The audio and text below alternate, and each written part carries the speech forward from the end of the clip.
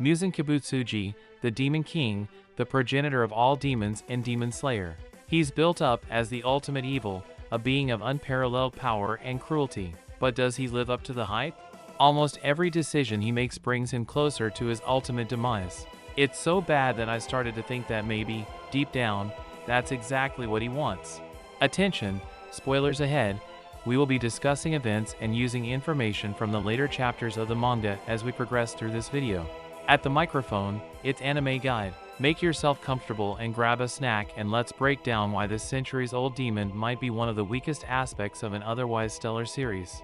Let's begin our analysis of the main antagonist with his inconsistent characterization. Muzan is initially portrayed as a terrifying, omnipotent being. However, this image crumbles when he shows extreme fear upon learning about Nezuko's sun resistance. Muzan's character whiplashes between extremes. There is a great disconnect between what Mr. Jackson wannabe says and what he actually does. Take this statement for example: "The one thing I dislike is change."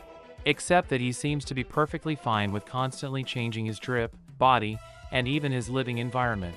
His calm, calculated demeanor and early appearances, like his introduction as a normal human, contrasts sharply with his frenzied state in later chapters. Compare his composed manipulation of the lower moons to his desperate, almost animalistic behavior during the final battle. Or another, in my opinion, absolutely illogical moment. The Demon Daddy doesn't really like creating new demons. According to him, he only does it to have more tools for finding the blue spider lily. Why don't you employ people to do that instead? Say you are a scientist and you need it for research purposes. Don't tell me he doesn't trust them, views them as trash, and all that bullshit. This one flower will give him practical immortality, and lowering his standards for that doesn't sound like a huge price to me. Muzan's hysterical behavior in the final chapters of the manga reveals his immaturity and lack of depth as a character. Why is that? Because the main villain should have a brilliant plan, but our villain only has weak motivation. Muzan's goal to conquer the sun stems from a desire to overcome his perceived weakness, but this motivation feels shallow compared to the complex drives of other characters. His backstory as a sickly human turned demon by experimental treatment feels underdeveloped. We never truly understand how this experience shaped his worldview or justified his subsequent atrocities. Before we continue, I'd like to ask you to subscribe to my channel and like this video so you don't miss future anime breakdowns, and to help me grow the channel. Thank you in advance. In addition to having a poor character, our antagonist is also not very smart. Despite centuries of experience, Muzan's battle strategy is one-dimensional. He relies almost entirely on his superior strength and regeneration. He fails to counter or adapt to the Demon Slayer's tactics, repeatedly falling for similar tricks throughout the final battle. Alright, you decided to create the scariest and most terrible villain, but forgot to give him a bit of development? Why Muzan remains static from his first to his last appearance? He doesn't learn, grow, or change. Even in his final moments, he clings to the same desires he had centuries ago. Now, let's contrast this with the profound development we see in characters like Sanemi or even other demons like Akaza. Upper moons like Akaza, Kokoshibo, and Doma have more fleshed out backstories and motivations. These subordinates often present more interesting philosophical conflicts. For example, Akaza's struggle with his human memories or Kokoshibo's jealousy of his brother. Even Lower Moon Inyu's desire to entrap humans in dreams presents a more intriguing concept than Muzan's straightforward quest for power. And here we smoothly transition to Muzan's leadership and team-building abilities.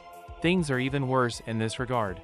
Not only did he gather a motley crew misfits around himself, but over the years, he also failed to unite his subordinates and create any semblance of a team.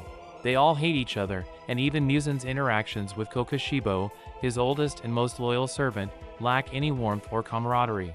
And if we look at the accomplishments and achievements of our great and terrible antagonist? Exactly, there are essentially none. Muzan's most impressive feats often involve controlling other demons. Remember when he decimated the lower moons? Or how he communicated through Inyu?